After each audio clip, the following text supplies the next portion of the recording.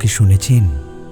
বৃষ্টির আগে যেমন নিঃশব্দ বজ্র জমে থাকে আকাশে, ঠিক তেমনি ইতিহাসের বুকেও জমে আছে এক বিস্ফোরণ, একটা নাম, একটা চেতনা, একটা সত্তা, যার উচ্চারণে থেমে যায় অন্যায়কারীর রক্তচাপ। যে নাম শুনলে খেপে ওঠে ক্ষমতার প্রসাদ, সে নাম জমিয়ত। জমিয়ত কোনো নির্বাচন কেন্দ্রিক স্লোগান নয়, এটা ইতিহাসের বুক ফুঁড়ে জেগে ওঠা এক সাদা বিপ্লবের নাম।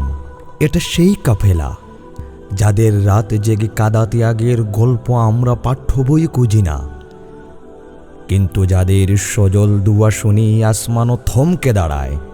তাদের হাতে ছিল না রাইফেল, ছিল কুরআন, ছিল না সোনার মুকুট, ছিল তাওহীদের অহংকার আর দুনিয়ার ভয়হীনতা।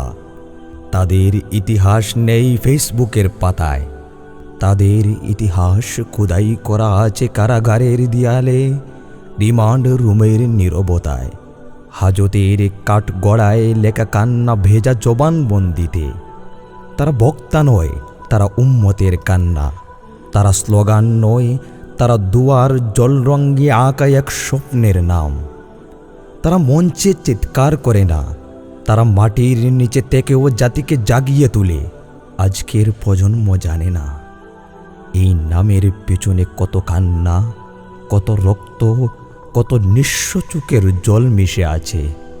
একজন জমিয়তি কর্মী মানে একটি চলমান কুরআনি তর্জনী, যে অন্যায়ের চোখে চোখ রেখে বলে, এই জমিনে চলবে আল্লাহর আইন।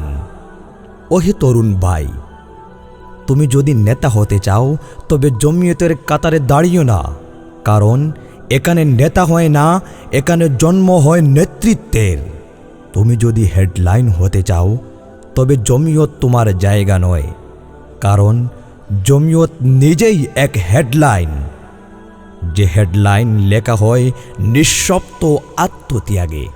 আজ কেউ যদি বলে জমিয়ত শেষ, তবে বলে দাও, যে সংগঠনের ভিত্তি রচিত হয়েছে লাশের উপর, তাকে কি ফেসবুক পোস্টে মুছে ফেলা যায়? জমিয়তের মৃত্যু কেউ ঘটাতে পারবে না, কারণ এটা মাটির আন্দোলন, এটা আল্লাহর ওয়াদা মাফিক ফিরে আসার কাফেলা। জমিয়ত ফিরে আসছে না ভাই, জমিয়ত প্রস্তুত হয়ে গেছে। হৃদয়ে জমে থাকা সব ক্ষোভ, সব ব্যথা, সব কুরআনি চেতনা আজ একত্র হয়ে বলছে, আল্লাহর জমিনে আল্লাহর আইন কায়েম করো। জমিয়ত মানে গর্জন নয়, জমিয়ত মানে বজ্রপূর্ব নিঃশব্দ প্রস্তুতি। জমিয়ত মানে নেতৃত্ব নয়, জমিয়ত মানে নেতৃত্ব গড়ার কারখানা। তারা ছিল, তারা আছে, আর ইনশাআল্লাহ তারা থাকবে।